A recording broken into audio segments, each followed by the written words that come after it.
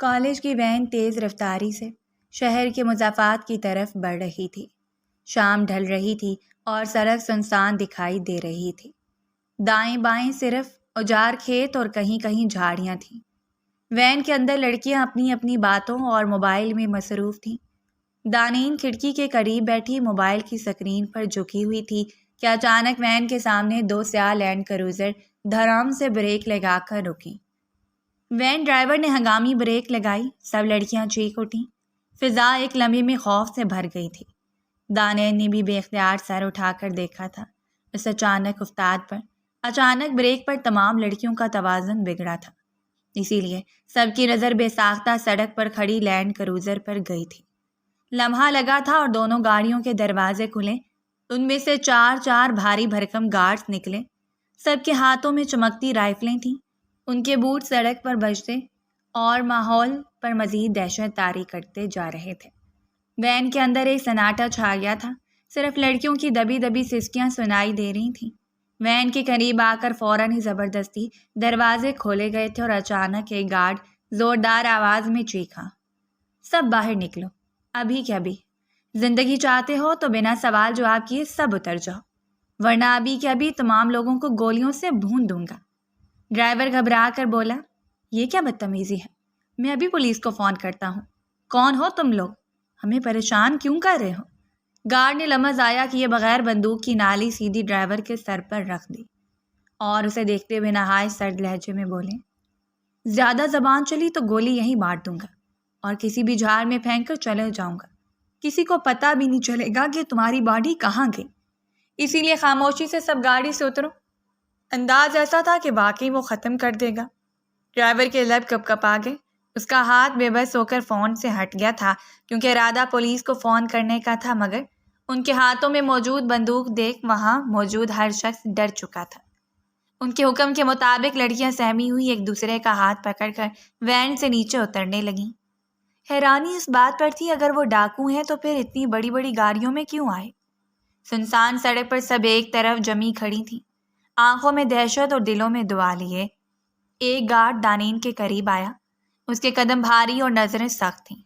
وہ رک کر دانین کے ماتھے پر بندوق کی نالی رکھتے ہوئے بولا، سن لڑکی، ہمارے ساتھ چل کر گاڑی میں بیٹھ جا ورنہ ابھی سب کو یہیں ڈھیر کر دوں گا۔ اوپر سے آرڈر ہے، تم چاہے بے ہوش ہو یا زندہ، جانا تمہیں ہی ہے۔ یہ گاڑی تمہاری وجہ سے ہی رکی ہے۔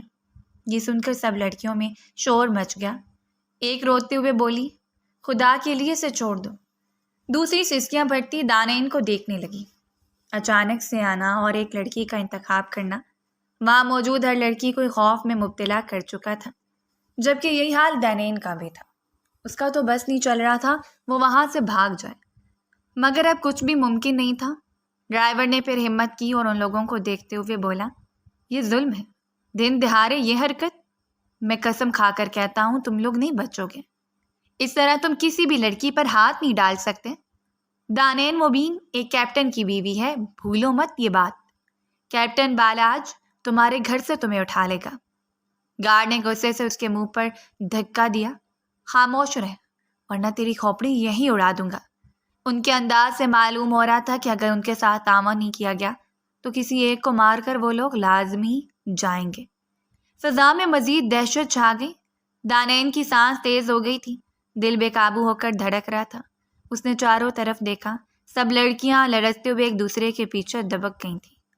اگر وہ خاموش رہی تو یہ سب کسی بڑے نقصان کا شکار ہو سکتی تھیں، اور اکثر بالاج کہتا تھا جب آپ کی ٹیم آپ کی وجہ سے نقصان میں جا رہی ہو تو اپنا آپ قربان کر دو، لیکن اپنی وجہ سے کسی کو مشکل میں نہیں دھکیلو۔ اس کو اندر ہی اندر یقین تھا اگر وہ کسی مصیبت میں آئی تو بالاج اسے کبھی تنہا نہیں چھوڑے گا۔ وہ کہتا تھا تمہارے ہر قدم پر میری نظر ہوتی ہے، یعنی اگر وہ بھی کڈنیپ ہو گئی اس بات کا بھی اسے علم ہو جائے گا۔ اس نے گہرا سانس لیا اور آگے بڑھ گئی۔ گارڈ کے ہاتھ کو ایک نظر دیکھتے ہوئے صاف اور مضبوط لہجے میں بولے، رکو، میں چلتی ہوں، لیکن ان سب کو ہاتھ لگانے کی جرات مت کرنا۔ میری وجہ سے کسی کو بھی نقصان پہنچانے کی ضرورت نہیں ہے۔ میں تمہارے ساتھ جانے کے لیے تیار ہوں۔ انداز ایک کیپٹن کی بیوی کی مانند ہی تھا۔ گارڈ کے ہونٹوں پر ایک ہلکی سی مسکراہٹ آئی جیسے وہ اپنی جیت پر مطمئن ہو۔ واہ، عقل ہے تمہارے اندر؟ ورنہ آج بلا وجہ یہ ڈرائیور میرے ہاتھوں قتل ہو جاتا۔ اور خیر، باقی سب جان بچانا چاہتی ہوں تو اپنا منہ بند رکھنا، ورنہ تم لوگوں کے ساتھ وہ کیا جائے گا جس نے تم نے سوچا بھی نہیں ہوگا۔ لڑکیاں چیخ اٹھی۔ دانین، نہیں، تم مت جاؤ، ایک رو کر بولی۔ ہم پولیس کو کال کریں گے، پلیز مت جاؤ، یہ لوگ اچھے نہیں ہوتے، تمہاری زندگی برباد ہو جائے گی، ہم نہیں چاہتے تم ہمارے لیے اپنا آپ قربان کرو۔ دانین پیچھے دیکھ کر نرم مگر مضبوط لہجے میں بولی، خاموش ہو جاؤ، اگر میں نہیں گئی تو یہ سب تمہارے ساتھ برا کریں گے، بس دعا کرنا کہ میں واپس آ جاؤں، اور مجھے امید ہے سائیں سرکار مجھے کچھ نہیں ہونے دیں گے، تم سب بے فکر ہو کر لوٹ جاؤ، میں شام تک واپس آ جاؤں گی۔ اس کی آنکھوں میں خوف چھپا ضرور تھا مگر ارادہ سخت تھا۔ وہ وین سے آگے بڑھ کر لینڈ کروزر کے دروازے کی طرف بڑھی۔ گارڈ نے ہتھیار نیچے کیا اور دوسرے نے گاڑی کا دروازہ کھول دیا تھا۔ ان کے ہر انداز میں ادب چھلک رہا تھا، یعنی جس نے بھی اسے لینے کے لیے بھیجا تھا اس نے سختی سے تاکید کی تھی کہ دانین کے ساتھ بدتمیزی سے پیش نہیں آیا جائے۔ اس لمحے سنسان سڑک پر صرف ہوا کا شور، لڑکیوں کی سسکیاں اور ہتھیاروں کی کھڑک سنائی دے رہی تھی۔ دانین ایک آخری نظر ڈالتے ہوئے گاڑی میں قدم رکھ گئی تھی، اس بات سے بے خبر کہ اب واپسی کبھی بھی ممکن نہیں ہے۔ سب لڑکیاں بے بس نظروں سے اسے دیکھتی رہ گئی تھیں، جیسے ان کی اپنی جانیں اسے قدم کے ساتھ گاڑی کے اندر چلی گئی ہوں۔ گاڑی کا دروازہ دھڑام سے بند ہوا اور وہ سڑک پر گرد اڑاتے ہوئے تیزی سے غائب ہو گئی۔ پیچھے رہ جانے والی لڑکیاں اور ڈرائیور صدمے اور خوف میں پتھرائے کھڑے رہ گئے تھے۔ 2 گھنٹے بعد فلیٹ کے اندر خاموشی کی دبیز چادر تنی ہوئی تھی۔ روشنی کے لیے صرف ایک بلب جل رہا تھا جو کبھی ہلکی ہلکی چپک لیتا اور اس کی زردی دیواروں پر خوف کا سایہ اور گہرا کر دیتی تھی۔ وہ لوگ دانین کو ایک فلیٹ پر لے کر آئے تھے اور بہت عزت سے اسے لاؤنج میں بٹھایا گیا تھا۔ وہ صوفے پر سکڑی بیٹھی تھی، دونوں ہاتھ گھٹنوں کے گرد لپیٹے ہوئے تھے، آنکھوں میں خوف اور ذہن میں سوالوں کا طوفان تھا۔ موبائل ان لوگوں نے پہلے ہی چھین لیا تھا، باہر کھڑکیوں سے بھی کوئی شور یا آہٹ نہیں آ رہی تھی۔ اگر اس کے پاس موبائل ہوتا تو لازمی وہ اپنے بابا یا بالاج کو میسج بھیج دیتی، لیکن اس کے پاس اب ایسا کوئی ہتھیار موجود نہیں تھا جس کی مدد سے وہ نکل پاتے۔ وقت کی رفتار دھیرے دھیرے گزرتی جا رہی تھی۔ 1 گھنٹہ مزید گزر گیا تھا۔ اس کے کان ذرا سی آہٹ پر چونک رہے تھے، دل کی دھڑکن بے قابو تھی، جیسے قفس میں بند پرندہ بار بار پر مار رہا ہو۔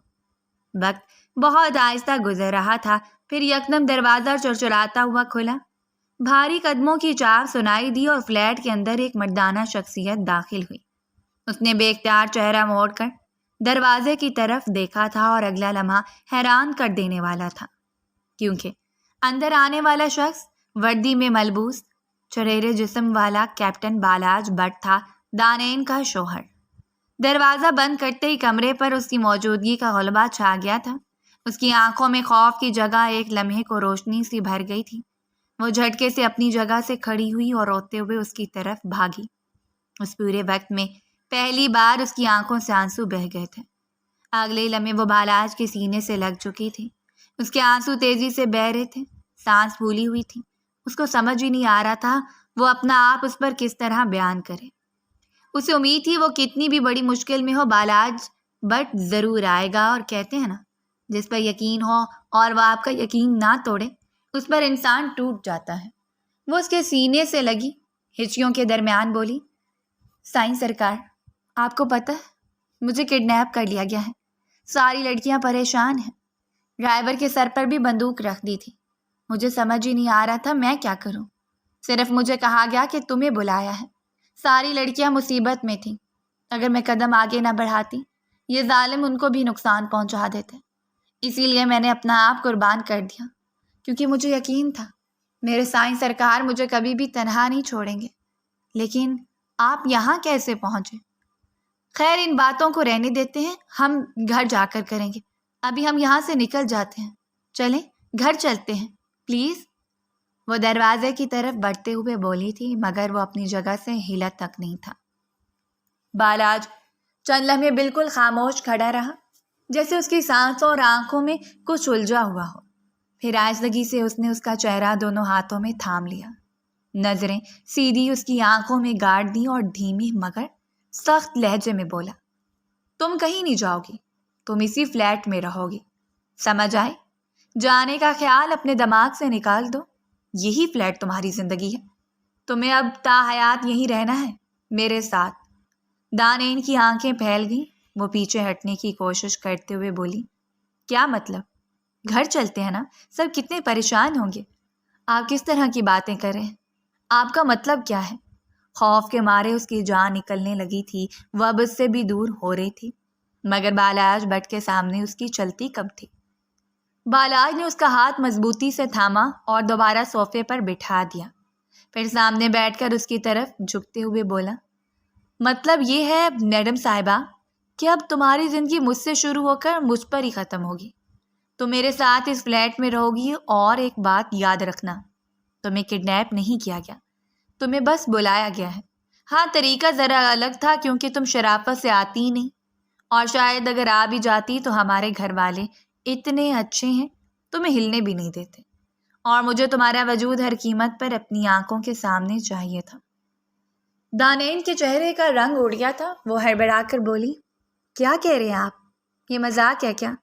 اگرچہ سرکار سائیں یہ مذاق ہے تو بہت برا ہے، مجھے یہ سب بالکل اچھا نہیں لگ رہا، گھر پر کسی کو کچھ نہیں پتا، پلیز ہم واپس چلتے ہیں، سب کو بتاتے ہیں، پھر آ جاتے ہیں۔ ابھی بڑی امی تو کہہ رہی تھیں کہ آپ کی ڈیوٹی بھی ختم نہیں ہوئی، آپ یہاں کیسے آ گئے؟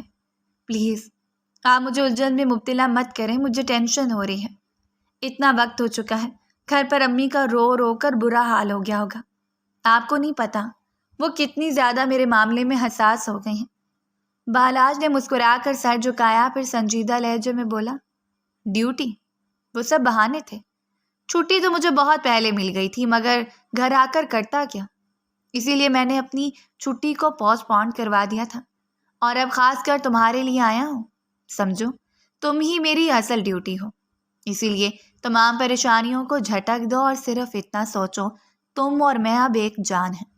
اس کے الفاظ دانین کے دل پر جیسے چٹان بن کر گرے تھے، وہ ساکت ہو گئی، پھر آہستگی سے بولی، یہ سب غلط ہے، آپ کو اندازہ بھی ہے کہ میں کتنا ڈر گئی تھی، میں سمجھی شاید اب کبھی واپس نہیں جاؤں گی، اگر آپ کا ارادہ کچھ ایسا کرنے کا تھا آپ مجھے ایک میسج کر دیتے، آپ کو معلوم ہے میں کیا کچھ اپنے بارے میں سوچ چکی تھی۔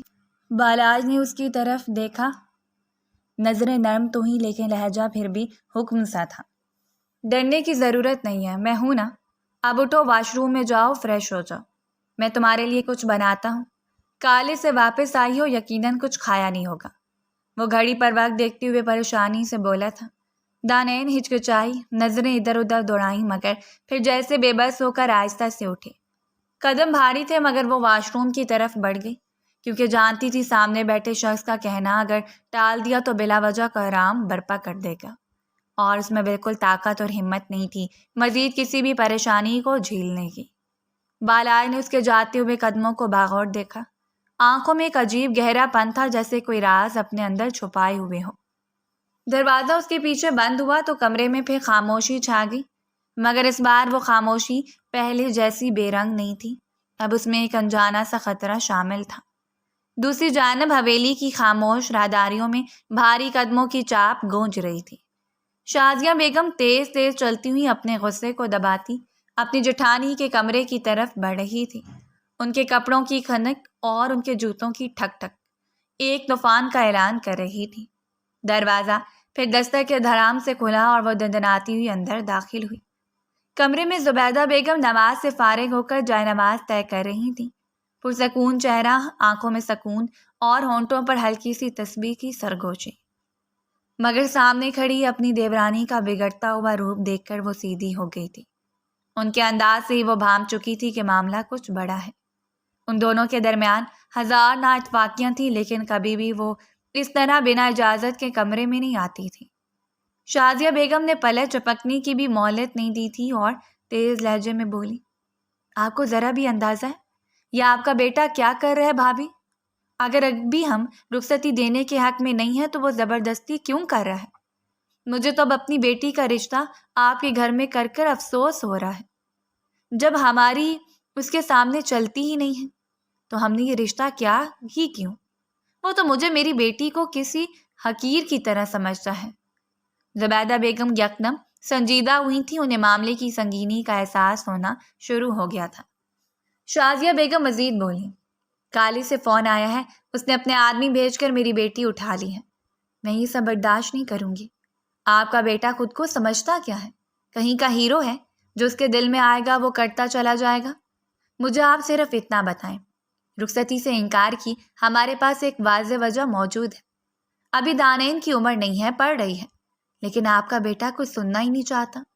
جو بات اس کے دماغ میں بیٹھ جاتی ہے اس کو مکمل کرنا وہ اپنا اہم فریضہ سمجھ لیتا ہے۔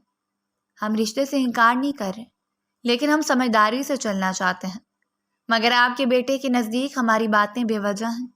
ان کے لہجے میں خوف اور غصے کی ملی جلی کیفیت تھی۔ وہ سانس لینے کو بھی رک نہیں رہی تھی، بس تڑپ کر کہتی جا رہی تھی۔ آخر کو ان کی اکلوتی بیٹی کا سوال تھا، وہ قید سے برداشت کر لیتی۔ زبیدہ بیگم کچھ کہتی اس سے پہلے ہی وہ مزید بولی، بھابھی، آپ کے بیٹے نے بیٹھے بٹھائے مجھے اور میری بیٹی کو مذاق بنا دیا ہے۔ اس کے نزدیک یہ حرکتیں بالکل کسی عام انسان کی مانند ہیں۔ مگر آپ خود بتائیں، وین کو بیچ راستے میں روکنا، میری بچی کو اٹھانا، یہ کہاں کی انسانیت ہے؟ مجھے آپ کا بیٹا ویسے ہی پسند نہیں تھا۔ کیپٹن کیا بن گیا ہے، مزاج آسمان پر پہنچ گئے ہیں۔ میں آپ کو بتا رہی ہوں، اگر میری بیٹی کو کچھ بھی ہوا تو میں کسی کو نہیں چھوڑوں گی، اس حویلی کو بھی آگ لگا دوں گی۔ آپ لوگ ابھی میرے غصے سے واقف نہیں ہیں۔ وہ مزید کچھ کہتی اس سے پہلے زبیدہ بیگم نے گہری سانس لی اور تحمل بڑے انداز میں انہیں بیٹھنے کا اشارہ کیا۔ مگر شازیہ بیگم کھڑی رہی، لہجے میں طوفان بدستور جاری تھا۔ ان کا دماغ بالکل کام نہیں کر رہا تھا، لیکن سامنے کھڑی عورت ان کی طرح جلد باز نہیں تھی، بلکہ نہایت تحمل مزاج خاتون تھی۔ زبیدہ بیگم نرم مگر مضبوط لہجے میں بولی، شازیہ، یہ آپ کی غلط فہمی ہے، میرا بیٹا ڈیوٹی پر ہے۔ اگر آپ کو یقین نہیں تو آپ خود ہیڈ کوارٹر فون کر کے تصدیق کر لیں۔ اگر واقعی کوئی ایسی واردات ہوئی ہے تو بنا تحقیق کے آپ میرے بیٹے پر الزام نہیں رکھ سکتی۔ آپ کو چاہیے تھا پہلے فون کر کے اپنے شوہر کو بتاتی، اس کے بعد ہم آگے کے مرحلے کو طے کرتے۔ بلا وجہ آپ آ کر میرے کمرے میں شور کر رہی ہیں، جو ایک نامناسب عمل ہے، کیونکہ میرا بیٹا بھی ڈیوٹی پر ہے۔ اس کو چھٹی ملی ہی نہیں ہے تو بغیر چھٹی کے وہ آپ کی بیٹی کو کیسے کڈنیپ کر سکتا ہے؟ شازیہ بیگم کی آنکھوں میں حیرت اور غصہ یکجا ہوا۔ وہ تیزی سے بولی، بھابھی، کیا آپ کو نہیں پتا بالاج بٹ کتنا پہنچا ہوا ہے؟ ہیڈ کوارٹر میں بیٹھ کر بھی وہ اپنے آدمی بھیج سکتا ہے، اور کالج والے بتا رہے ہیں کہ اس نے اپنے 8 آدمیوں کو بھیجا ہے۔ لینڈ کروزرز صرف بالاج کو ہی پسند ہے، اسی میں وہ لوگ آئے تھے۔ زبیدہ بیگم نے نفی میں سر ہلایا۔ ان کا چہرہ بدستور پرسکون تھا، مگر لہجہ ذرا سخت ہو گیا تھا۔ 1.5 گھنٹہ پہلے میری بالاج سے بات ہوئی ہے، اس نے خود بتایا کہ اسے مزید 3 مہینے ڈیوٹی پر رہنا ہے۔ وہ یہاں ہے ہی نہیں۔ جب وہ خود موجود نہیں تو آدمی کیسے بھیج سکتا ہے؟ آپ عجیب بات کر رہی ہیں شازیہ، جا کر اپنے شوہر کو اطلاع کریں۔ میں بھی اطلاع کرتی ہوں، کیونکہ مجھے معاملہ اب ٹھیک نہیں لگ رہا۔ یہ جملے سن کر شازیہ بیگم جیسے زمین پر گڑ گئی تھیں۔ کہیں نہ کہیں وہ پرسکون تھی کہ ان کی بیٹی بالاج کے ہاتھ میں ہے، جو مر سکتا ہے مگر ان کی بیٹی پر ایک خراش نہیں آنے دے سکتا۔ مگر اب زبیدہ بیگم کی بات سن کر ان کے چہرے کا رنگ بدلنے لگا تھا، لب کپکپانے لگے تھے۔ انہوں نے دونوں ہاتھوں سے اپنا سر تھام لیا اور دھیرے سے بولی، یعنی کچھ اور ہو چکا ہے؟ یہ تو اور بڑا مسئلہ ہے۔ میں ابھی دانین کے بابا کو فون کرتی ہوں۔ بھابھی، میری بچی، ان کی جان اب لبوں پر آئی تھی۔ زبیدہ بیگم ہلکا سا سر جھکا کر بولی، پریشان نہیں ہوں شازیہ، خطرے کی بات نہیں ہوگی۔ آپ انہیں فون کریں، میں بھی آپ کے بھائی کو کال ملاتی ہوں۔ اصل حقیقت سامنے آنا ضروری ہے، نہ جانے ہماری بچی کس مشکل میں ہے۔ شازیہ بیگم نے لپک کر اپنا موبائل پرس سے نکالا، کانپتے ہاتھوں سے نمبر ملانے لگی۔ دوسری طرف زبیدہ بیگم بھی پرسکون مگر تیزی سے موبائل اٹھا کر اپنے شوہر کا نمبر ڈائل کرنے لگی تھی۔ کمرے کی فضا بھاری ہو چکی تھی۔ ایک طرف خوف میں لپٹی ماں کی بے بسی، دوسری طرف تحمل کے ساتھ معاملہ سنبھالنے کی کوشش۔ دونوں عورتوں اپنے اپنے فون کان سے لگائے کھڑی تھیں اور ان کے درمیان کی خاموشی میں صرف دلوں کی دھڑکنیں اور آنے والے طوفان کا اندیشہ سنائی دے رہا تھا۔ جبکہ ان کے برعکس فلیٹ میں ماحول ہی تبدیل تھا۔ کچن میں ہلکی ہلکی خوشبو پھیلی ہوئی تھی، چولہے پر توا گرم تھا، ایک طرف تازہ روٹیاں رکھی تھیں اور بالاج انڈا فرائی کر رہا تھا۔ فوج میں ہونے کی وجہ سے اس نے ہر کھانا پکانا سیکھ لیا تھا۔ اس کے ہاتھوں کی روانی اور چہرے پر سکون سی مسکراہٹ تھی، جیسے یہ کوئی عام دن ہو، جیسے سب کچھ معمول کے مطابق ہو۔ لیکن سب معمول کے مطابق نہیں تھا، اس بات کا اندازہ اس کو بھی تھا، لیکن فکر کرنا اس نے کبھی سیکھا ہی نہیں تھا۔ دانین دھلے منہ کے ساتھ آہستہ آہستہ کچن میں داخل ہوئی۔ قدموں کی چاپ پر بالاج نے سر گھما کر اسے دیکھا اور مسکرا دیا۔ آؤ، ادھر آؤ، دیکھو تمہارے لیے روٹی بنا لی ہے، اب انڈا بھی تیار ہے، اور تمہاری پسند کا انڈا بنایا ہے۔ کچھ اور کھانا ہے تو وہ بتاؤ، وہ بنا دیتا ہوں یا پھر منگوا دیتا ہوں۔ وہ چند لمحے خاموش کھڑی رہی، پھر اس کے قریب جا کر رک گئی۔ نظریں اس کے ہاتھوں اور چہرے پر بار بار الجھ رہی تھیں۔ بالاج نے چولہے کی آنچ ذرا کم کی اور ہلکے لہجے میں بولا، پڑھائی کیسی چل رہی ہے تمہاری؟ اور گھر پر سب کیسے ہیں؟ صبح تو سب سے ملاقات ہوئی ہوگی تمہاری۔ دانے نے چون کر اس کی طرف دیکھا۔ الفاظ گلے میں پھنس گئے، مگر وہ ہمت کر کے بولی، سب ٹھیک ہے سائیں سرکار، لیکن آپ نے مجھے اس طرح اچانک کیوں بلایا؟ امی، بابا، بڑی امی، بڑے بابا سب کتنا پریشان ہو رہے ہوں گے۔ سب کو تو پتہ ہے نا کہ میں یہاں ہوں۔ اگر نہیں پتہ تو آپ ان کو اطلاع کریں۔ ہر وقت امی مجھے لے کر ڈرتی رہتی ہیں۔ بالاج نے ایک لمحے کو نظر بھر کر اسے دیکھا، پھر انڈا پلیٹ میں نکالتے ہوئے بولا، یہ سب چھوڑو، پہلے مجھے یہ بتاؤ میں تمہارا کون ہوں؟ اور بالکل ٹھیک بتانا، سوچ سمجھ کر۔ یہ سوال سن کر دانین ساکت رہ گئی، چند لمحے خاموش کھڑی رہی، دل تیزی سے دھڑک رہا تھا۔ پھر جھجکتے ہوئے بولی، آپ میرے سائیں سرکار ہیں۔ لہجہ محبت بھرا تھا۔ اس نے جب سے ہوش سنبھالا تھا اسے سائیں سرکار ہی کہا تھا، اس کے علاوہ تو اس نے کچھ کہنا سیکھا ہی نہیں تھا۔ بالاج کے ہونٹوں پر ایک گہری مسکراہٹ ابھری۔ وہ مزید بولا، ہاں وہ تو میں ہوں، لیکن ہم دونوں کے درمیان رشتہ کیا ہے؟ یعنی رشتے میں تمہارا کیا لگتا ہوں؟ دانین کی نظریں جھک گئیں، الجھن کے باوجود وہ سنبھلنے کی کوشش کرتی رہی اور ہچکچاتے ہوئے بولی، آپ سے میرا نکاح ہو چکا ہے تو آپ میرے شوہر ہیں۔ ایک یہی واحد رشتہ اسے معلوم تھا اور اس رشتے کی نوعیت بھی اسے بخوبی معلوم تھی۔ یہ سنتے ہی بالاج نے اس کے کندھے پر ہاتھ رکھا اور اسے اپنے قریب کر لیا۔ تو بس اب یہ یاد رکھنا، بابا، بڑے بابا، امی، بڑی امی، ان سب کو بھول جاؤ، صرف اپنے شوہر کو یاد رکھو۔ بالاج بٹ کو، اس کے علاوہ تمہیں کچھ بھی یاد کرنے کی ضرورت نہیں ہے، میں سب سنبھال لوں گا، گھر والوں کو بھی اور آگے پیچھے موجود لوگوں کو بھی۔ تمہیں اگر کسی کی فکر کرنی ہے تو صرف اپنے شوہر کی کرو، سمجھ آئی؟ وہ لمحہ بھر رکی، جیسے کچھ کہنا چاہتی ہوں مگر الفاظ ساتھ نہیں دے رہے تھے۔ بالاج اس کے چہرے کو قریب لا کر نرم لہجے میں بولا، اکثر دادی یہی سمجھاتی تھی نا کہ شوہر ہی سب کچھ ہوتا ہے، باقی تمام رشتے بعد کے ہوتے ہیں۔ دانے نے آہستہ سے سر ہاں میں ہلایا، آنکھوں میں نمی جھلکنے لگی تھی۔ نہ جانے کیوں اسے بالاج سے خوف آ رہا تھا، لیکن وہ کچھ بول ہی نہیں رہی تھی۔ بالاج نے اس کے گال پر ہلکا سا پیار کیا اور مسکرا کر بولا، اچھا اب تم بیٹھو، میں تمہارے لیے میز سیٹ کرتا ہوں، اور ہاں اچھے سے کھانا، اس کے بعد پڑھائی کرنی ہے۔ مجھے اپنی پوری روٹین بتاؤ کہ دن بھر کیا کیا کرتی ہو، تاکہ اس حساب سے ہم چل سکیں، کیونکہ میری روٹین بہت الگ ہے اور کافی ٹف بھی۔ تو میری روٹین کے مطابق نہیں چل پاؤ گی۔ دانین ہچکچاتے ہوئے بولی، لیکن مجھے تو گھر جانا تھا۔ بالاج کے رہے چہرے کا رنگ یکدم بدل گیا، اس کی آنکھوں میں سختی اتر آئی تھی۔ وہ رخ موڑتے ہوئے تیز لہجے میں بولا، جتنا کہا ہے اس پر فوکس کرو، یہ لفظ دوبارہ میرے سامنے مت لانا۔ لہجہ یکدم سخت ہو گیا تھا، جس کے باعث دانین خاموش ہو گئی تھی۔ کچن کی فضا یکدم بوجھل ہو گئی تھی۔ دانین نے کچھ اور کہنا چاہا مگر اس کی زبان بند ہو گئی تھی، اس کی آنکھیں نیچے جھک گئیں، لب خاموش رہ گئے۔ بالاج نے پلیٹ میں انڈا اور روٹی رکھ کر میز پر رکھی اور گہری سانس لی۔ چلو بیٹھو اور کھاؤ۔ وہ دھیرے سے کرسی پر بیٹھی، ہاتھوں میں لرزش تھی۔ سامنے کھانا رکھا تھا مگر دل گھر کی یادوں اور پریشانیوں میں اٹکا ہوا تھا۔ بالاج اس کے تاثرات دیکھتا رہا مگر اس کے چہرے پر اب بھی ایک عجیب اصرار اور قابو کی سختی تھی۔ کچن میں برتنوں کی کھنک اور ہلکی آنچ کی آواز رہ گئی تھی مگر دونوں کے درمیان خاموشی زیادہ بلند تھی، ایسی خاموشی جو الفاظ سے کہیں بھاری لگتی تھی۔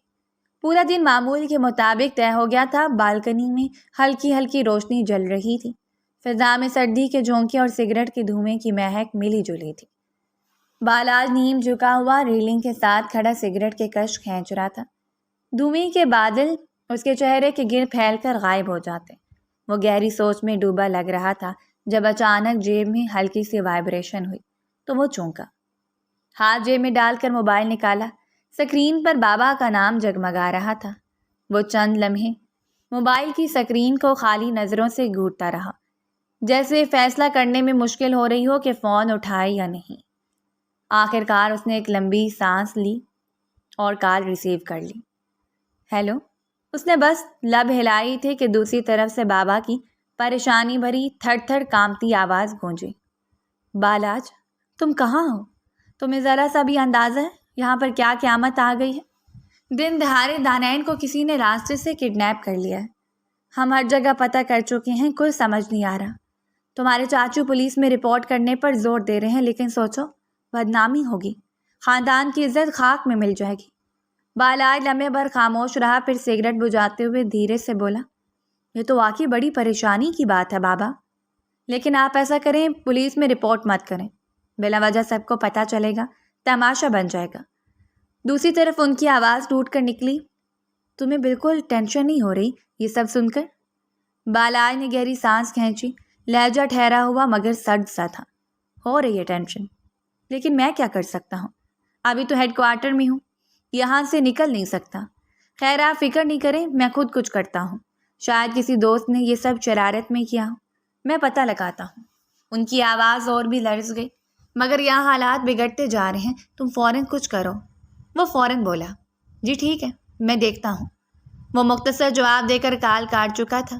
موبائل جیب میں ڈالا اور پلٹنے لگا، لیکن اسی لمحے پیچھے سے آہٹ ہوئی۔ دانائن آہستگی سے سامنے آئی، اس کی آنکھوں میں حیرت اور الجھن صاف جھلک رہی تھی۔ ہلکی سی کپکپاہٹ کے ساتھ وہ بولی، سائیں سرکار، یہ سب کیا ہے؟ آپ بڑے بابا سے جھوٹ کیوں بول رہے تھے؟ میں تو یہیں آپ کے پاس ہوں، پھر آپ نے یہ کیوں کہا کہ آپ ہیڈ کوارٹر میں ہیں؟ بالاج نے اسے گہری نظر سے دیکھا، پھر دھیرے دھیرے اس کے قریب آیا، اس کے کمر میں ہاتھ ڈال کر اسے اپنی طرف کھینچ لیا۔ آواز میں سختی مگر نرمی بھی تھی۔ صبح میں نے تمہیں کیا سمجھایا تھا؟ تمہاری دنیا مجھ سے شروع ہو کر مجھ پر ختم ہوتی ہے، تو فضول باتوں کو دماغ پر سوار نہیں کرو۔ دانائن کا دل دھڑک اٹھا، وہ لب ہلانا چاہتی تھی مگر الفاظ گلے میں اٹک گئے تھے۔ اس کی آنکھوں میں سوالوں کا طوفان تھا، لیکن زبان گنگ ہو گئی تھی۔ بالاج نے اس کی ٹھوری ہلکی سی اوپر اٹھائی اور دھیرے سے بولا، چلو اندر آؤ، تمہیں سلا دیتا ہوں، نیند آ رہی ہوگی۔ وہ بے اختیار اس کے قدموں کے ساتھ چل پڑی۔ کمرے کے اندر آ کر وہ اس کے قریب بیڈ پر بیٹھ گئی، آنکھیں بار بار دروازے کی طرف اٹھتی جا رہی تھیں، جیسے ابھی بھی دل میں خوف اور سوال زندہ ہوں۔ مگر بالاج کے ہاتھ کے لمس نے اسے بے جان سا کر دیا تھا۔ کمرے کی مدھم روشنی میں ایک طرف بالاج کے تیوروں کی سختی تھی، دوسری طرف دانائن کی معصومیت اور الجھن۔ وہ کھوئی کھوئی سی اس کے ساتھ بیٹھ گئی، جیسے اس کے الفاظ اور رویہ ہی اب اس کی تقدیر بن چکے ہوں۔ خاموشی گہری تھی مگر دونوں کے دل میں ایک الگ ہی شور برپا تھا۔ دوسری جانب حویلی کے ڈرائنگ روم میں اداسی اور بے چینی کی کیفیت چھائی ہوئی تھی۔ کمرے کے بیچوں بیچ بھاری لکڑی کا سنہری نقش و نگار والا صوفہ رکھا تھا، جس پر شازیہ بیگم نڈھال سی بیٹھی تھیں۔ ان کی آنکھوں سے آنسو بہہ بہہ کر دوپٹے کے کونے کو بھگو چکے تھے۔ ارد گرد روشنی تو تھی مگر کمرے کا ماحول بوجھل اور گمبھیر تھا۔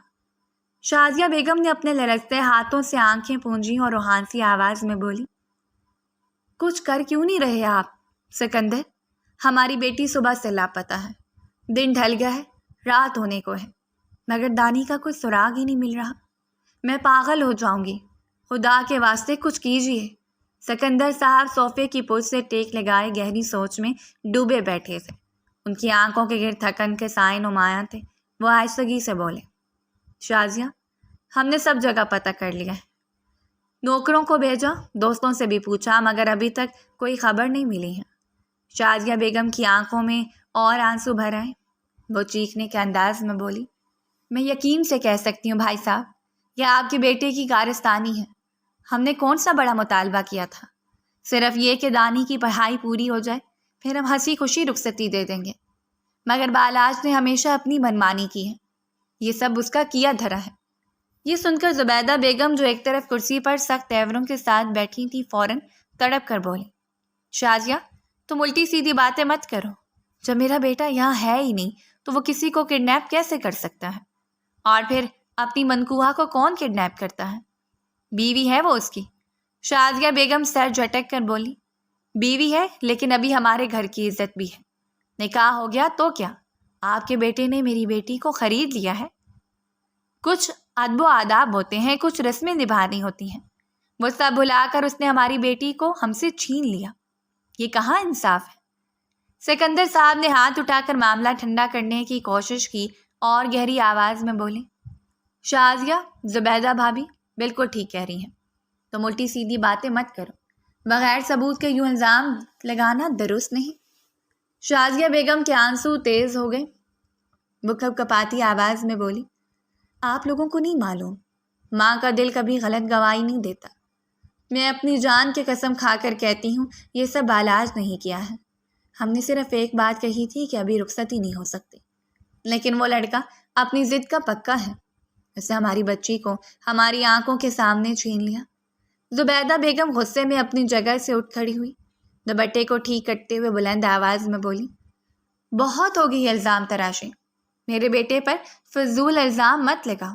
شازیہ، اور اگر فرض کر بھی لو کہ اس نے دانائن کو اٹھا لیا ہے تو اس میں کون سی بڑی بات ہے؟ بیوی ہے وہ اس کی، حق ہے اس کا۔ ان کے الفاظ کمرے میں زلزلے کی طرح گونجے، لمحے بھر کے لیے ماحول مزید بوچھل ہو گیا۔ شازیہ بیگم نے چیخنے کی بجائے خاموشی اختیار کی، ان کے لب کپ کپا رہے تھے مگر آواز نہیں نکل سکی، آنکھوں سے آنسو بہہ کر گال تر کرتے جا رہے تھے۔ زبیدہ بیگم پیر پٹکتی ہوئی کمرے سے باہر نکل گئی، دروازہ زور سے بند ہونے کی آواز گونجی جیسے بات ختم کر دی گئی ہو۔ ڈرائنگ روم میں صرف سسکیوں کی گونج باقی رہ گئی تھی۔ شازیہ بیگم سر جھکا کر دونوں ہاتھوں میں منہ چھپا کر رونے لگی۔ فضل صاحب نے بے بسی سے انہیں دیکھا اور آہستہ سے سر جھکا لیا۔ سکندر صاحب اپنی کرسی پر بیٹھے اندر ہی اندر الجھتے جا رہے تھے، ماحول میں تناؤ، بے بسی اور الزام تراشیوں کی بازگشت گہری ہوتی چلی گئی تھی۔ اگلی صبح کا سورج پوری آب و تاب سے روشن ہوا تھا، کمرے میں ہلکی سی دھوپ کھڑکی کے پردوں سے چھن کر اندر آ رہی تھی، فضا میں ایک سکون اور خاموشی گھلی ہوئی تھی۔ بالاج آہستہ سے دروازہ کھول کر اندر داخل ہوا تو سامنے وہ سفید چادر اوڑھے میٹھی نیند میں ڈوبی ہوئی تھی، اس کے معصوم چہرے پر ہلکی سی مسکراہٹ جیسے خوابوں کی دنیا میں کسی خوشی کا عکس دے رہی ہو۔ بالاج کے قدم تھم گئے، وہ چند لمحے وہیں کھڑا اسے دیکھتا رہا، پھر آہستہ سے قریب آ کر بستر کے کنارے بیٹھ گیا۔ اس کی آنکھوں میں عجیب سا سکون اور ساتھ ہی ضد کی جھلک موجود تھی۔ اسے دیکھتے ہوئے وہ گہری سوچ میں ڈوب گیا۔ گھر والوں سے کتنی بار کہا تھا کہ رخصتی دے دیں، میں اپنی بیوی کے ساتھ سکون سے رہنا چاہتا ہوں، ڈیوٹی کے بعد واپس آؤں تو اپنا گھر ہو، اپنی دنیا ہو، مگر سب نے منع کر دیا، 2 سال انتظار کرنے کو کہا، بیوی میری اور حق دینے سے انکار، یہ میں کیسے گوارا کرتا، اسی لیے تو اسے اپنے پاس لے آیا ہوں، اب یہیں رہے گی چاہے کچھ بھی ہو جائے۔ وہ آہستگی سے بڑبڑایا، قدم با قدم چلتا ہوا وہ اس کے قریب آ گیا تھا اور پاس ہی بیٹھ گیا تھا۔ اس نے آہستہ سے ہاتھ بڑھا کر اس کے ماتھے پر بکھرے بال سمیٹے، اس کے لمس سے وہ چونک کر جاگ گئی تھی، آنکھیں ملتے ہوئے سیدھی اس کی طرف دیکھنے لگی، چند لمحے کے لیے حیرت میں ڈوبی رہی، پھر ہلکی سی مسکراہٹ کے ساتھ بولی، آپ آ گئے؟ اب کیا ہم لوگ گھر چلیں گے؟ سب بہت پریشان ہو رہے ہوں گے۔ بالاج نے ہلکا سا کہکا لگایا اور سر نفی میں ہلاتے ہوئے بولا، نہیں جانو، گھر نہیں، میں تمہارے لیے کافی سارے کپڑے لے آیا ہوں، یہ یونیفارم اب اتار دو تو میری بیوی ہو، ہمیشہ اسی روپ میں رہو گی، یہ کالج کے دن ختم، اور ہاں ناشتہ بھی میں نے بنا دیا، تم فریش ہو کر آؤ، پھر بیٹھ کر آرام سے بات کرتے ہیں، کچھ باتیں ہیں جو تمہیں سمجھنی ہوں گی اور میں چاہتا ہوں کہ تم انہیں دل سے سمجھو۔ وہ گھبراہٹ کے ساتھ بولی، لیکن مجھے امی کی یاد آ رہی ہے، وہ ضرور بہت پریشان ہو رہی ہوں گی، میرا دل گھبرا رہا ہے۔ بالاج کی آنکھوں میں اچانک سختی آ گئی، وہ ترش لہجے میں بولا، یعنی شوہر کی تمہیں کوئی پرواہ نہیں ہے، تمہارے دل میں صرف ماں ہے، تمہیں بس وہی چاہیے، وہ اٹھنے لگا تو وہ فوراً ہڑبڑا کر اس کا ہاتھ تھام چکی تھی۔ اس کے چہرے پر گھبراہٹ اور نرمی دونوں کی جھلک تھی۔ وہ کپکپاتی آواز میں بولی، ایسا نہیں ہے سائیں سرکار، میں آپ سے بہت محبت کرتی ہوں، بہت، لیکن امی بابا بھی تو میرے اپنے ہیں، دل ہے کہ ان کی یاد میں تڑپ رہا ہے۔ بالا نے گہری سانس لی اور پھر آہستہ سے اپنا ہاتھ اس کے ہونٹوں پر رکھ دیا۔ اس کی آواز میں سختی بھی تھی اور نرمی بھی۔ بس اور کچھ نہیں سننا، سب ختم ہو چکا ہے، اب صرف ایک رشتہ یاد رکھو، صرف شوہر، اور وہ سب کو جو شوہر سے جڑا ہے، باقی سب بھول جاؤ۔ جانو یہی تمہارے لیے بہتر ہے۔ وہ ششدر رہ گئی۔ اس کی آنکھوں میں ایک دھندلا سا خوف اور بے بسی کی کیفیت ابھر آئی تھی۔ بالاج اس کے رخسار پر نظر ڈالتے ہوئے دھیرے سے بولا، جاؤ فریش ہو جاؤ، میں ناشتہ نکالتا ہوں، پھر تمہارے ساتھ بیٹھ کر باقی باتیں کروں گا۔ اور یاد رکھو، اب دنیا میں صرف ایک نام ہے جس سے تمہاری پہچان ہے، بالاج، تمہارا شوہر، اور کچھ نہیں۔ یہ کہہ کر وہ اٹھ کھڑا ہوا، قدم آہستگی سے باہر کی طرف بڑھتے گئے۔ کمرے کا دروازہ بند ہونے کی آواز کے ساتھ ہی وہ اکیلی رہ گئی۔ بستر پر بیٹھی دونوں ہاتھوں کو جوڑے نظریں دروازے پر جما دیں۔ اس کے دل میں عجیب سا طوفان برپا تھا۔ کیا واقعی اب صرف یہی اس کی دنیا ہے؟ اس کی آنکھوں سے ایک آنسو ڈھلک کر گال پر بہہ گیا۔ کمرہ پھر خاموشی میں ڈوب گیا تھا۔ کچھ دیر بعد ڈائننگ ٹیبل پر سفید میز پوش بچھا ہوا تھا۔ ایک طرف پراٹھے، انڈے اور دودھ کا جگ رکھا ہوا تھا۔ بالاج نے بڑی نفاست سے سب کو سجایا تھا۔ کمرے میں ہلکی سی خوشبو پھیلی ہوئی تھی، جیسے ابھی ابھی کھانا تیار ہوا ہو۔ وہ کرسی پر سکون سے بیٹھا انتظار کر رہا تھا۔ کچھ لمحے بعد دانین دھیرے دھیرے چلتی ہوئی آئی اور اس کے برابر والی کرسی پر آ کر بیٹھ گئی۔ اس کے چہرے پر الجھن بھی تھی اور خوف کی ہلکی جھلک بھی۔ بالاج نے اس کی طرف دیکھ کر نرم مسکراہٹ دی، نوالہ بنا کر اس کی طرف بڑھایا اور بولا، دیکھو، میں تمہیں کچھ باتیں آج صاف صاف سمجھانا چاہتا ہوں۔ میں کوئی فلمی یا ڈرامائی انسان نہیں ہوں، میں ایک سیدھا سادہ پریکٹیکل انسان ہوں۔ جو مجھے بچپن سے جانتی ہو، مجھے الٹی سیدھی حرکتیں بالکل پسند نہیں ہیں، اور سب سے اہم بات، میں تم پر مکمل اختیار رکھتا ہوں۔ ہمیشہ سے چاہتا تھا کہ تم میرے قریب رہو، مجھ سے دور نہیں جاؤ، اسی لیے آج میری بیوی ہو۔ دانے نے نوالہ لینے سے پہلے اس کو گھورا اور کپکپاتی آواز میں بولی، لیکن سائیں سرکار، یہ سب ٹھیک نہیں ہے۔ آپ کو اندازہ بھی ہے آپ نے کیا کیا ہے؟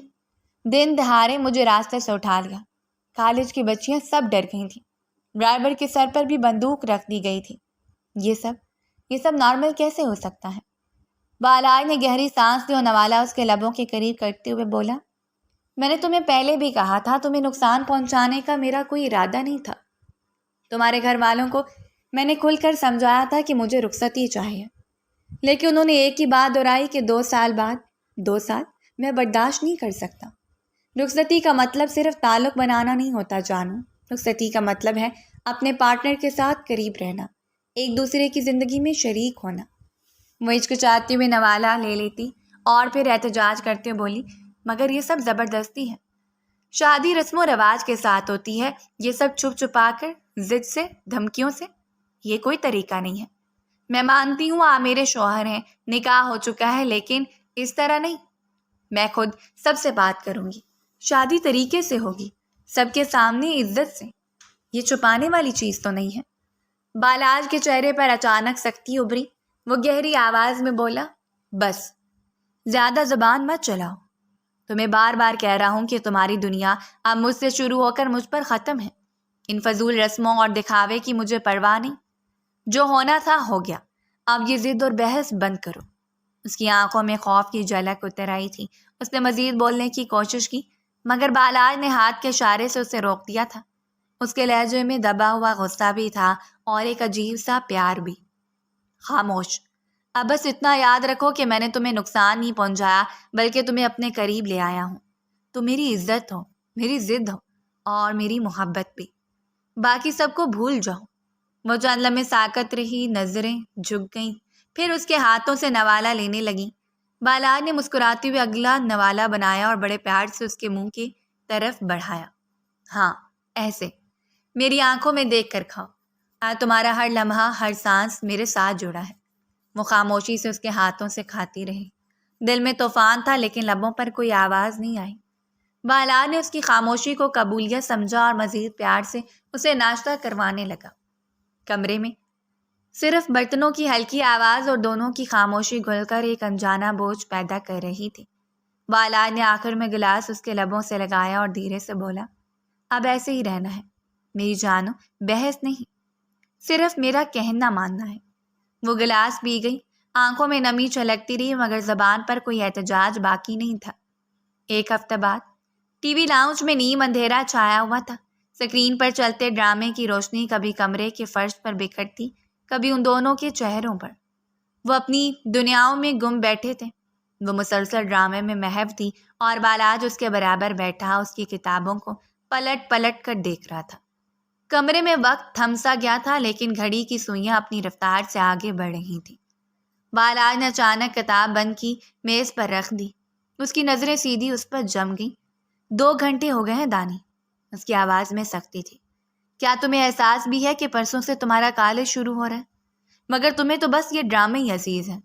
اٹھو، فوراً کتاب لے کر آؤ ورنہ میں برا پیش آؤں گا۔ وہ چونکی مگر ضدی انداز میں ہونٹ بھینچ کر بولی، میں پڑھ لوں گی، آپ میرے استاد نہ بنے، مجھے سب پتہ ہے، میں اپنے وقت پر کر لوں گی سب۔ وہ ہمیشہ سے ہی اسے ایسے لاڈ کرتی تھی۔ بالاج کے چہرے پر غصے کے آثار نمایاں ہو گئے۔ وہ اپنی جگہ سے اٹھ کھڑا ہوا اور قدم بھاری کرتے ہوئے اس کی طرف بڑھا۔ تمہیں میری بات آسانی سے سمجھ نہیں آتی دانی، اب تمہارے پاس فوجی طریقہ اپنانا پڑے گا تاکہ یہ ضد دماغ سے نکل جائے۔ اس کی آنکھوں میں گھبراہٹ ابھر آئی مگر اس کے لاڈلے پن نے پھر بھی زبان کو قابو میں نہیں رکھا۔ یہ سب ٹھیک نہیں ہے سائیں، آپ حد سے بڑھ رہے ہیں۔ بالاج نے ایک لمحے کو کچھ نہ کہا، بس جھک کر اچانک اس کی نازک سی ٹانگوں کو پکڑا اور اسے الٹا لٹکا لیا۔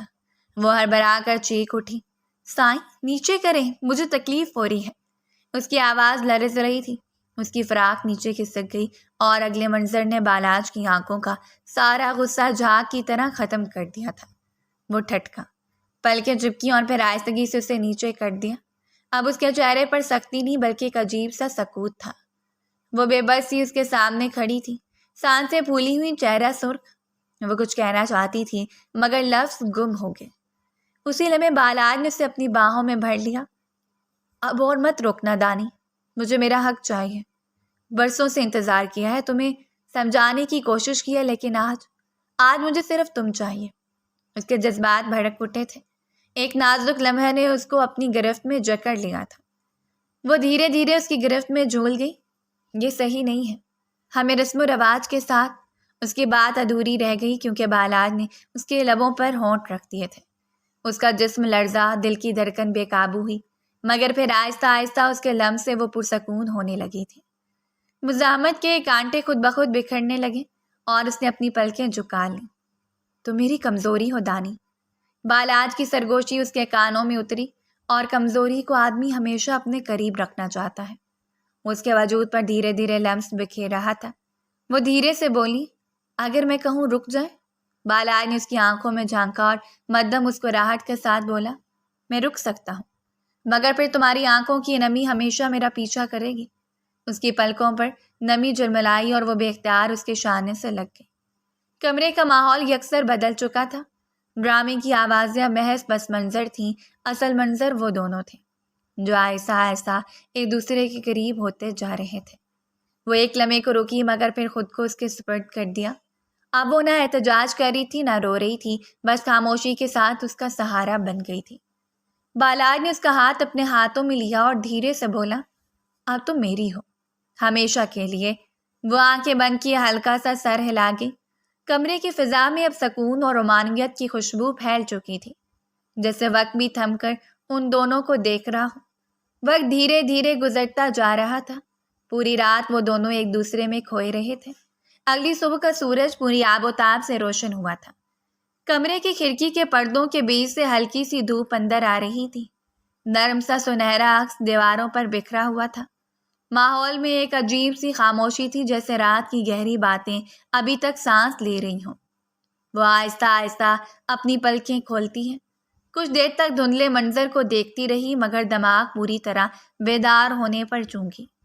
کروٹ بدلی تو بالاج کو دیکھا، وہ پرسکون نیند میں تھا، شرٹ کے بغیر، سانسوں کی ہلکی ہلکی روانی اس کے سینے کو اٹھا رہی تھی۔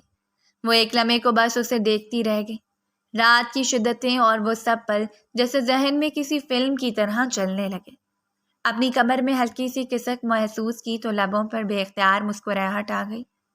وہ دھیرے سے اس کے قریب ہوئی، اس کے چہرے پر بکھرے بالوں کو ہٹاتے ہوئے مدھم آواز میں بولی، اگر شادی رسم و رواج کے ساتھ ہوتی تو یہ سب بہت خوبصورت لگتا، مگر اب عجیب سی گھبراہٹ ہو رہی ہے، کیا کروں؟ چند لمحہ وہ اس کو دیکھتی رہی، پھر اس نے آ بھری جیسے دل کی بوجھل کیفیت ہلکی ہو جائے۔ ابھی وہ آہستگی سے اٹھنے لگی تھی کہ اچانک ایک مضبوط ہاتھ نے اس کی کمر تھام لی۔ اس کو اپنے قریب کھینچتے بالاج نے اسے اپنے نیچے کر لیا۔ اس کی آنکھوں میں ابھی بھی نیند کی جھلک تھی، مگر لہجے میں پوری سنجیدگی۔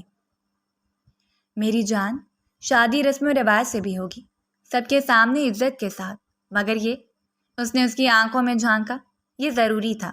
وہ لمحہ بھر کے لیے نم آنکھوں سے اس کو دیکھتی رہی، دل جیسے اعتراف کرنے پر مجبور تھا۔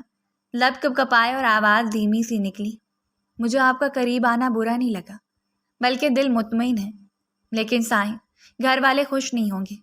بالاج کے چہرے پر ایک ٹھوس عزم جھلکا۔ وہ مدھم مسکراہٹ کے ساتھ بولا، بھاڑ میں جائیں گھر والے، مجھے کسی کی پرواہ نہیں، بس ایک بات جانتا ہوں، تم میری ہو، میرے پاس ہو، اور بس یہ سب سے بڑھ کر ہے۔ وہ اس کی ضد کو دیکھ کر خاموش ہو گئی۔ اندر کا شور جیسے دھیرے دھیرے مدھم پڑنے لگا۔ اس کے ہونٹ تھوڑے سے کانپے، پھر سرگوشی میں بولی، آپ سے دور رہنا اب شاید ممکن بھی نہیں رہا۔ بالا نے اس کے رخسار کو چھوا، پھر ماتھے پر بوسہ دیتے ہوئے بولا، اب باتیں نہیں، مجھے تھوڑی دیر سکون لینے دو۔ یہ کہتی وہ اس پر جھک گیا۔ اس کی قربت کا لمس اس کے وجود میں حرارت بھر رہا تھا۔ وہ چند لمحوں تک مزاحمت کی، لیکن دل نے ہار مان لی۔ اس کے لبوں پر ہلکی سی مسکراہٹ ابھری اور اس نے اپنی باہیں اس کے گرد لپیٹ لی۔ فضا میں اب گھبراہٹ نہیں تھی، بلکہ ایک سکون، ایک مان تھا۔ اس نے پہلی بار خود کو دل سے اس کے حوالے کر دیا تھا، جیسے یہ فیصلہ ہمیشہ سے لکھا گیا ہو۔ باہر پرندوں کی چہچہاہٹ تھی، دھوپ مزید روشن ہو رہی تھی، مگر کمرے کے اندر صرف ان دونوں کی کہانی جاری تھی۔ وہ خوش دلی کے ساتھ اس کے ہر لمس کو قبول کر رہی تھی اور بالاج کی آنکھوں میں اپنی حقیقت تلاش کر رہی تھی۔ وقت رکا سا لگ رہا تھا، لمحے صرف ان دونوں کے تھے۔ وہ اب نہ ڈری تھی نہ پریشان، بلکہ پوری رضامندی اور خوشی کے ساتھ اپنے آپ کو اس کے سپرد کر چکی تھی۔ ان کی خاموشی میں ایک دوسرے کی دھڑکنوں کا شور تھا، اور یہی شور اس لمحے کا سب سے حسین نغمہ تھا۔ 1.5 مہینے بعد کمرے میں مدھم سی لائٹ جل رہی تھی۔ باہر ہلکی ہلکی بارش کی آواز آ رہی تھی جو ماحول کو اور سنجیدہ بنا رہی تھی۔ وہ بیڈ پر نیم صحیح سی بیٹھی تھی، چہرے پر فکر اور آنکھوں میں نمی تھی۔ دروازہ آہستہ سے کھلا، بالاج ہاتھ میں سوپ کا پیالہ لیے اندر آیا۔ اس کے چہرے پر مسکراہٹ تھی جیسے دل کی گہرائی سے خوش ہو۔ قدم رکھتے ہی اس کی نظر فوراً دانین پر گئی۔ وہ آہستہ سے آگے بڑھا اور بیڈ کے کنارے پر بیٹھ گیا۔ سوپ کا پیالہ میز پر رکھتے ہوئے وہ دھیرے سے بولا، کیا ہوا میری جان؟ اتنی بڑی خوشخبری ملی ہے، پھر بھی تم خوش نہیں لگ رہی۔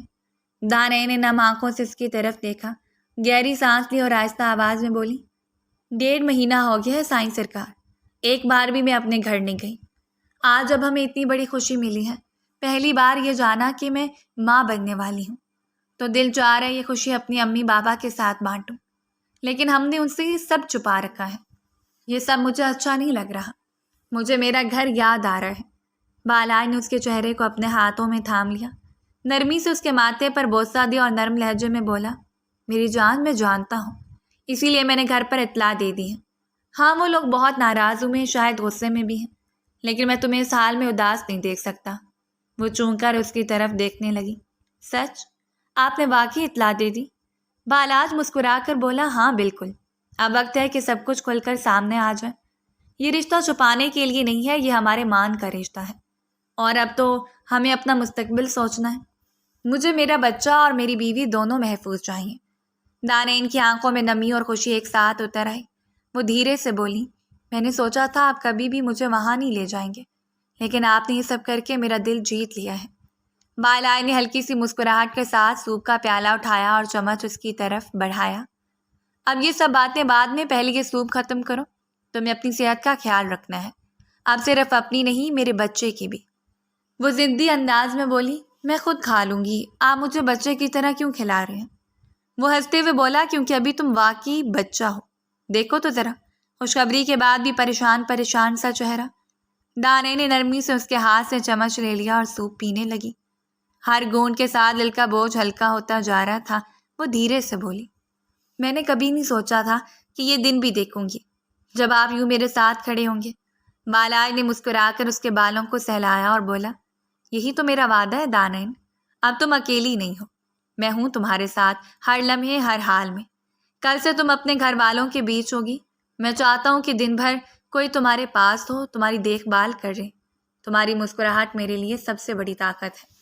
وہ خوشی کے مارے آنکھوں میں آنسو لیے جھک گئی اور اس کے گلے لگ گئی۔ بالاج نے مضبوطی سے اسے تھام لیا۔ باہر بارش کی بوندیں کھڑکی سے ٹکرا رہی تھیں اور اندر ایک نیا عزم، ایک نئی امید جنم لے رہی تھی۔ اب دانین کی آنکھوں میں خوف نہیں، سکون اور اعتماد جھلک رہا تھا۔ وہ جان چکی تھی کہ چاہے دنیا کچھ بھی کہے، بالاج کے ساتھ رہتے ہوئے وہ کبھی تنہا نہیں ہوئی تھی۔ 2 دن بعد ڈرائنگ روم میں ایک بوجھل سا سکوت چھایا ہوا تھا۔ صوفوں پر سب اپنے اپنے مقام پر بیٹھے تھے، مگر فضا میں صرف کشیدگی اور غصہ محسوس ہو رہا تھا۔ دانین اپنے ماں باپ کے درمیان دبکی بیٹھی تھی، نظریں جھکی ہوئی تھیں، مگر ہونٹوں پر ایک ہلکی سی لرزتی ہوئی مسکراہٹ تھی۔ سامنے بالاج سنجیدہ چہرے کے ساتھ بیٹھا تھا، مگر اس کی آنکھوں میں اعتماد اور سکون جھلک رہا تھا۔ شازیہ بیگم کی آنکھیں غصے سے سرخ تھیں۔ وہ سیدھی بالاج کی طرف دیکھتے ہوئے سخت لہجے میں بولی، یہ کیا حال کر دیا تم نے میری بچی کا؟ مجھے پہلے ہی تم پر شک تھا، دیکھ لیا آج؟ زبیدہ بھابھی، آپ نے اپنے بیٹے کے کارنامے۔ زبیدہ بیگم کچھ کہنے کو ہوئی، لیکن اسی لمحے دانین نے گھبرا کر اپنی ماں کا ہاتھ تھام لیا اور لرزتی آواز میں بولی، امی پلیز، بالاج آئیں کو کچھ مت کہیں، میں اپنی مرضی سے ان کے پاس تھی، ہم دونوں میاں بیوی ہیں اور اب ہمارے درمیان ایک ننھی جان آنے والی ہے، خدا را میرے شوہر کو کچھ مت کہیں، میں خوش ہوں ان کے ساتھ۔ شازیہ بیگم کی آنکھوں سے آنسو بہنے لگے۔ وہ کپکپاتی آواز میں بولی، تمہیں ماں کی یاد نہیں آئی؟ میں نے تمہیں پالا ہے، تمہارے لیے دنیا کی ہر مشکل برداشت کی، اور تم نے سب بھلا دیا۔ دانین کے ہونٹ کپکپائے، اس نے آہستگی سے نظریں اٹھائیں اور بولی، یاد تو آئی تھی امی، بہت آئی تھی، ایک ایک لمحہ دل تڑپتا تھا، لیکن دادی ہمیشہ کہتی تھی کہ نکاح کے بعد عورت کا سب کچھ اس کا شوہر ہوتا ہے، ماں باپ بھی دوسرے نمبر پر آ جاتے ہیں، مگر امی میں نے ہمیشہ آپ دونوں کو اپنے دل میں سب سے اونچا مقام دیا ہے۔ آپ میرے لیے وہ مقام ہے جہاں کوئی اور نہیں پہنچ سکتا۔ وہ تھوڑی دیر رکی، پھر آنسو صاف کرتے دھیمی مگر مضبوط آواز میں بولی، میں آپ اور بالاج آئی میں کبھی برابری نہیں کرنا چاہتی۔ آپ میرے والدین ہیں، میری پہچان، اور یہ میرے شوہر ہیں، میری زندگی۔ خدارا میری خوشی میں خوش ہو جائیں، میں ان سے محبت کرتی ہوں۔ کمرے میں گہری خاموشی چھا گئی، ہر کوئی دانین کی باتوں میں اس کی سچائی محسوس کر رہا تھا۔ شازیہ بیگم کچھ بولنے ہی کو تھی کہ سکندر صاحب نے آہستہ سے ہاتھ اٹھایا اور اپنی بیٹی کو اپنے قریب کھینچ لیا۔ آنکھوں سے بہتے آنسو صاف کرتے ہوئے بولے، میری بیٹی اگر خوش ہے تو میں بھی خوش ہوں، تمہاری خوشی سے بڑھ کر کچھ نہیں۔ انہوں نے شازیہ بیگم کی طرف دیکھا اور نرمی سے بولے، اب کچھ مت کہو شازیہ، ہماری بیٹی کا فیصلہ ہے، ہم اسے قبول کرنا ہوگا۔ شازیہ بیگم خاموش ہو گئیں، ان کی آنکھوں سے آنسو بہہ رہے تھے، لیکن دل میں بیٹی کی خوشی دیکھ کر تھوڑا سکون اتر آیا تھا۔ زبیدہ بیگم آنکھوں میں اطمینان کی چمک کے ساتھ بولی، میں جانتی تھی میرا بیٹا کسی کو تکلیف نہیں دے سکتا، دیکھ لو آج سب کے سامنے حقیقت آ گئی ہے، آپ کی بیٹی اس کے ساتھ خوش تھی۔ بالاج نے نظریں جھکائیں، پھر آہستہ سے دانین کی طرف دیکھا، دونوں کی آنکھیں ملی اور ہونٹوں پر ایک ہلکی سی مسکراہٹ پھیل گئی۔ دانین نے اپنی آنکھوں کے آنسو پونچھ ڈالے اور پہلی بار دل سے مطمئن ہو کر مسکرائی۔ بالاج کی آنکھوں میں بھی وہ سکون تھا جس کا وہ طویل عرصے سے منتظر تھا۔ فضا میں بوجھل خاموشی کی جگہ ایک نئی امید اور سکون کی لہر بھر گئی تھی۔ سب کے چہروں پر نرم مسکراہٹیں پھیلنے لگیں۔ ڈرائنگ روم کی ہوا میں اب صرف ایک پیغام تھا، محبت اور اعتماد سب رشتوں کو جوڑ دیتا ہے۔ بے شک محبت پر پتھر دل کو پگھلا دیتی ہے،